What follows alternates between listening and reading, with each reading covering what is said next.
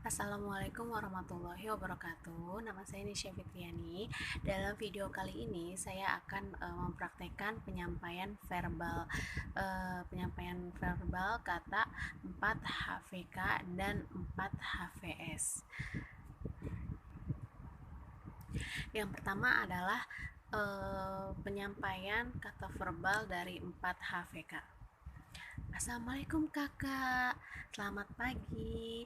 Apa kabar hari ini? Baik gak sih? Tadi kakak kesini sama siapa? Sama MA, sama mama. MA, mama, MA, mama, MA, mama. Kesini sudah minum SU belum? SU susu, SU susu.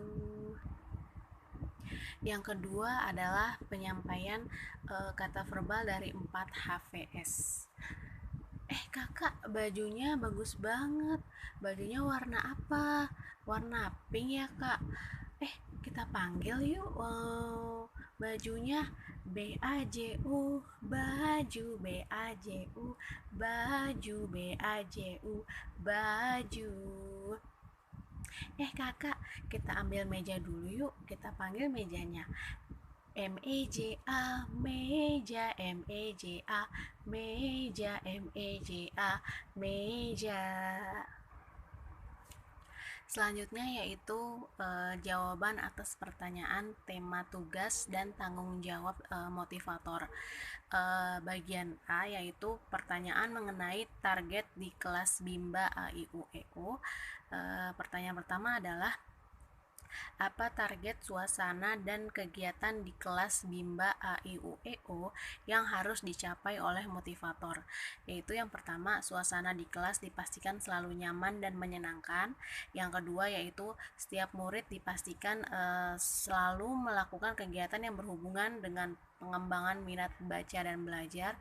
Yang ketiga yaitu setiap murid dipastikan melakukan kegiatan sesuai dengan tahapan perkembangan kemampuannya.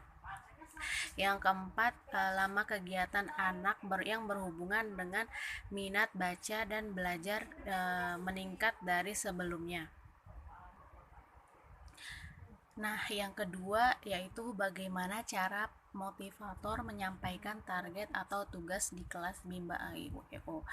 Yang pertama yaitu motivator harus selalu menyayangi dan mengasihi murid. Kedua, motivator harus bisa mengendalikan diri. Ketiga, kegiatan di kelas harus selalu dimulai dengan kegiatan yang menyenangkan bagi murid. Yang keempat, motivator harus dapat menerapkan konsep dasar variation skill, konsep dasar Bimba AIUEO, menerapkan kurikulum Bimba AIUEO. Terus motivator juga selalu mengevaluasi afeksi murid. Terakhir, bila mengalami kesulitan di kelas, harus bekerja sama dengan meminta bantuan motivator yang lain. Ketiga, apa kemampuan yang dibutuhkan motivator atau tugas di luar kelas Bimba AIUEO? Yang pertama yaitu pada saat tidak mengajar atau di luar kelas, motivator mau bertanya atau berdiskusi dengan motivator yang lain bila ada hal yang harus diketahui. Kedua yaitu motivator mempersiapkan materi yang akan diberikan di kelas. Yang ketiga, motivator mempersiapkan permainan rumah atau pekerjaan rumah yang diberikan pada murid. Yang keempat yaitu untuk menghibur murid perlu kemampuan mendongeng, bercerita, bernyanyi, berdialog, dan lain-lain. Yang kelima, mempelajari kembali konsep dasar variation skill, terus juga konsep dasar Bimba AIUEO, mempelajari juga kurikulum Bimba AIUEO. Yang terakhir, melaporkan segera pada kepala unit bila ada permasalahan dengan murid. Untuk bagian B, apa tanggung jawab utama dari motivator? Pertama yaitu menjadikan suasana kelas yang aman untuk belajar. Terus yang kedua menjadikan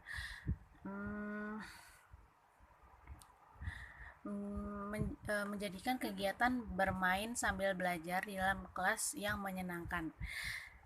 Untuk bagian C, pertanyaan mengenai tanggung jawab motivator di kelas.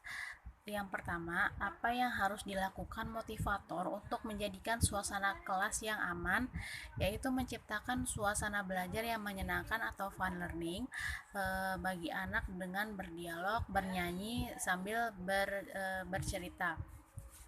Yang kedua, apa saja yang termasuk kekerasan fisik yang tidak boleh dilakukan selama berada di bimba. Kekerasan fisik yaitu seperti dicubit, dipukul, dijewer, ditusuk dengan pensil dan sebagainya. Yang ketiga, apa saja yang termasuk dalam kekerasan psikis yang tidak boleh dilakukan selama berada di bimba, yaitu kekerasan yang dilakukan dalam bentuk verbal, melalui perkataan tulisan yang sifatnya menyakiti sang anak. Contohnya seperti berkata kasar atau tidak pantas, memanggil mereka dengan sebutan yang tidak baik, membentak, mencaci maki, pemaksaan dan sebagainya. Yang keempat yaitu apa yang harus dilakukan motivator untuk menjadikan suasana kelas yang nyaman. Suasana kelas yang menyenangkan dengan sambil bernyanyi, motivator memberikan perhatian kepada anak, memperbanyak dialog berinteraksi dengan anak agar tidak bosan dan jenuh.